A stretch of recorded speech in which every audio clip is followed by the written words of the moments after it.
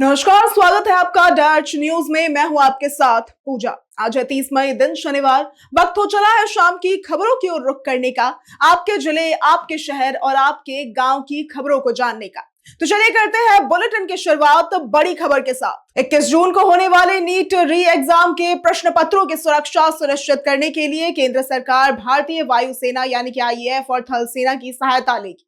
शिक्षा मंत्रालय और रक्षा मंत्रालय के बीच हुई उच्च स्तरीय बैठक में प्रश्न पत्रों की गोपनीयता को सर्वोच्च प्राथमिकता दी गई। वायुसेना के विमानों से प्रश्न पत्र प्रमुख शहरों तक एयरलिफ्ट किए जाएंगे और इसके साथ ही जिसके बाद उनके कड़ी सुरक्षा व्यवस्था के बीच परीक्षा केंद्रों तक पहुंचाया जाएगा। ये कदम पेपर लीक जैसी घटनाओं को रोकने के उद्देश्य से उठाया गया है। बिहार पथ निर्माण विभाग ने नई रोड मेंटेनेंस पॉलिसी के तहत सड़क सुरक्षा को सर्वोच्च प्राथमिकता दी है। नए बिडिंग डॉक्यूमेंट में सड़क परिवहन एवं राजमार्ग मंत्रालय मॉर्थ के मानकों के अनुसार सुरक्षा कार्यों की गुणवत्ता और क्रियान्वयन के स्पष्ट निर्देश दिए गए हैं। अब सड़क मरम्मत के साथ सुरक्षा सुविधाओं का रखरखाव और सुनिश्चित करना भी संबंधित एजेंसी की जिम्मेदारी होगी। इसका उद्देश्य सड़कों को अधिक सुरक्षित बनाना और इसके साथ ही दुर्घटनाओं की संभावना को भी कम करना है। बिहार सरकार ने राज्य के 20 शहरों के हवाई अड्डों के आसपास अनियंत्रित निर्माण पर रोक लगा दी है। यह निर्णय विमानों की सुरक्षित उड़ान, एयरपोर्ट संचालन और भविष्य के विस्तार को ध्यान में रख कर लिया गया है। जिलाधिकारियों को निर्माण गतिविधियों की निगरानी करने तथा अवैध निर्माण पर सख्त कार्रवाई सुनिश्चित करने के निर्देश दिए गए हैं। इस कदम से मुजफ्फरपुर के पताही हवाई अड्डे से उड़ान सेवाएं शुरू होने की संभावनाएं बढ़ी हैं और राज्य की हवाई कनेक्टिविटी को मजबूती मिलने की भी उम्मीद है। Lalu Prasad Yadav routine health checkup के लिए सिंगापुर पहुंचे, जहां एयरपोर्ट पर उनकी बेटी रोहिणी आचार्य ने भावुक होकर उनका स्वागत किया। इसके बाद लालू यादव अपने साथ आम, लीची और लड्डू जैसे उपहार भी लेके गए थे, जिसके बाद रोहिणी ने सोशल मीडिया पर भावनात्मक वीडियो साझा कर पिता के आगमन को चारों धाम आने जैसा बताया। 2022 में रोहिणी द्वारा किडनी दान किए जाने के बाद लालू यादव नियमित स्वास्थ्य जांच के लिए सिंगापुर जाते हैं और इस बार भी बेटी के घर ठहरे हुए हैं। बिहार के 15 वर्षीय युवा बल्लेबाज वैभव सूर्यवंशी ने आईपीएल 2026 में अपनी विस्फोटक बल्लेबाजी से क्रिकेट जगत में खास पहचान बनाई है। हालांकि राजस्थान रॉयल्स का सफर क्वालिफायर 2 में हार के साथ समाप्त हो गया है, लेकिन वैभव के प्रदर्शन ने सभी का ध्यान आकर्षित किया है।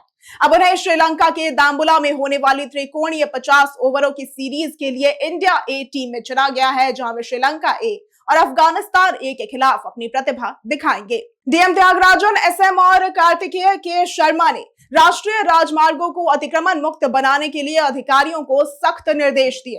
एनएच किनारे अवैध पार्किंग, ढाबों और खड़े ट्रकों को 15 दिनों के भीतर हटाया जाएगा।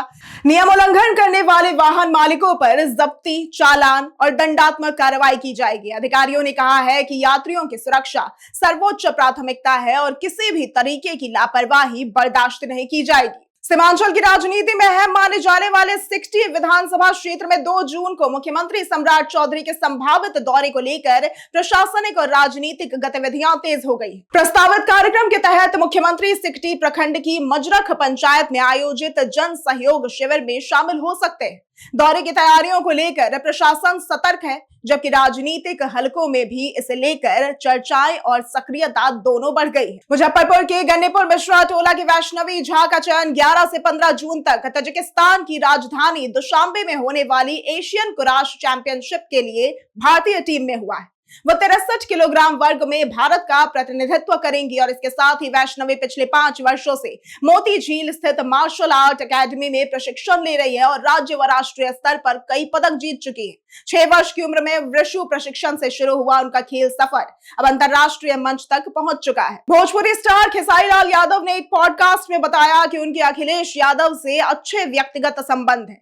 खेसारी ने कहा कि अखिलेश को नेता से ज्यादा एक बेहतर इंसान मानते हैं जो इंसानियत को समझते हैं। उन्होंने बताया कि अखिलेश ने उन्हें कभी भी राजनीति में आने की सलाह नहीं दी थी, बल्कि हमेशा यही कहा कि वो एक सच्चे इंसान है और अच्छे कलाकार है, इसलिए उन्हें राजनीति से दूर रहकर अपने कला क्षेत्र में ही काम करते रहना चाहिए। बिहार के सहकारी बैंक 19,451 करोड़ रुपए की वर्किंग कैपिटल होने के बावजूद स्वतंत्र आईएफएससी कोड के अभाव में तकनीकी बाधाओं का सामना कर रहे हैं। इसके कारण ने एनईएफटी, आरटीजीएस और इसके साथ ही आईएमपीएस जैसी ऑनलाइन बैंकिंग सेवाएं सीधे संचालित नहीं कर पाते हैं और अन्य बैंकों पर निर्भर रहते हैं। इसका असर लाखों किसानों और पैक्स खाता धारकों पर भी पड़ रहा है, जिन्हें समय पर भुगतान नहीं मिल पाता है। आईएफएससी के बिना ये बैंक एनपीसीआई और आरबीआई के पेमेंट सिस्टम से सीधे नहीं जुड़ सकते। बिहार डिस्ट्रिक्ट क्रिकेट एसोसिएशन यानी कि बीडीसीए के वर्ष 2022 के अंडर 14 टैलेंट असेसमेंट रिकॉर्ड को लेकर युवा बल्लेबाज वैभव सूर्यवंशी अब चर्चा में है। दस्तावेज के अनुसार वे बिहार के समस्तीपुर जिले के निवासी हैं। रिकॉर्ड में उनकी जन्म तिथि 27 मार्च 2011 दर्ज है। उन्हें बाएं हाथ के ओपनिंग बल्लेबाज के रूप में चिन्हित किया गया था।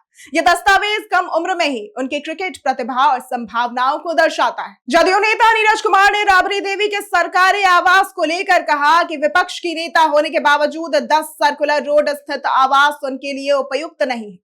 उन्होंने बताया कि इस मामले में पहले ही 3 नोटिस जारी किए जा चुके हैं और अब सरकारी आवास खाली करने का आदेश दिया गया है। नीरज कुमार ने कहा कि जिन लोगों के पास वैकल्पिक आवास और पर्याप्त संसाधन उपलब्ध है, उन्हें हठ धर्मिता नहीं दिखानी चाहिए तथा नियमों का पालन करना चाहिए। पटना जिले में राष्ट्रीय राजमार्ग यानी कि एनएच पर अतिक्रमण हटाने को लेकर डीएम और एसएसपी ने सख्त निर्देश जारी किए हैं।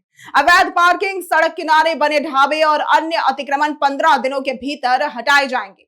नियमों का उल्लंघन करने वाले वाहनों को जब्त किया जाएगा और इसके साथ ही अधिकारियों ने भी कहा है कि जन सुरक्षा और यात्रियों की सुरक्षा प्रशासन की सर्वोच्च प्राथमिकता और इसके साथ ही अवैध जमाबंदी रद्द नहीं करने वाले राजस्व कर्मियों पर भी कार्रवाई होगी। लोक शिकायत निवारण अधिनियम के प्रभावी क्रियान्वयन पर भी जोर दिया गया। नाव दुर्घटना के बाद प्रशासन ने बिना निबंधन वाली नावों के संचालन पर तत्काल प्रतिबंध लगा दिया है। सभी नावों का अनिवार्य निबंधन सुनिश्चित करने के लिए प्रखंडवार अभियान चलाया जाएगा। क्षमता से अधिक यात्री, पशु या फिर वाहन ढोने पर सख्त कार्रवाई होगी। सुरक्षा मानकों का उल्लंघन करने पर नाव जब्त की जाएगी और इसके साथ ही नाविकों पर कानूनी कार्रवाई होगी। प्रमुख घाटों पर आपदा नियंत्रण कक्ष एवं सार्वजनिक उद्घोषणा प्रणाली स्थापित की जाएगी और इसके साथ ही सूर्यास्त के बाद और खराब मौसम में नाव परिचालन पूरी तरह से प्रतिबंधित रहेगा। पटना में एलपीजी सिलेंडरों की आपूर्ति में 8 से 10 दिन की देरी से उपभोक्ताओं को परेशानी हो रही है। संकट के बीच गेल इंडिया ने जून तक नए पीएनजी कनेक्शन लेने वालों के लिए 500 रुपए तक की मुफ्त गैस देने की योजना शुरू की है। कंपनी का कहना है कि पीएनजी एलपीजी की तुलना में अधिक सुरक्षित, सुविधाजनक और किफायती विकल्प माना जाता है। एलपीजी संकट के कारण शहर में पीएनजी कनेक्शन की मांग में तेजी भी देखी गई। कटिहार जिले के कदवा प्रखंड स्थित प्राथमिक विद्यालय मुसहरी टोला सागरथ में एक शिक्षक के इस्तीफे के बाद भी 2 महीने तक वेतन मिलने का मामला सामने आया है। इस मामले के बाद शिक्षक ने 28 अगस्त 2025 को पंजीकृत डाक से त्याग पत्र भेजा था, लेकिन सितंबर और अक्टूबर का वेतन उनके खाते में चला गया था। मामला उजागर होने पर विभाग ने राशि वसूली की प्रक्रिया शुरू कर दी है और इसके साथ ही उपस्थिति विवरणी और वेतन भुगतान की जिम्मेदारी को लेकर जांच भी तेज कर दी गई। फेम इंडिया मैगजीन और एशिया पोस्ट के 2025-26 सर्वे में बिहार के 8 आईएएस अधिकारियों को देश के टॉप 100 डीएम में स्थान मिला है। इनमें गया जी के डीएम शशांक शुभंकर और रोहतास की डीएम उदिता सिंह, जो कि पति पत्नी है, वो भी शामिल है। अधिकारियों को जन समस्याओं के त्वरित समाधान, सरकारी योजनाओं का प्रभावी क्रियान्वयन और इसके साथ ही सुशासन के लिए सम्मानित किया गया।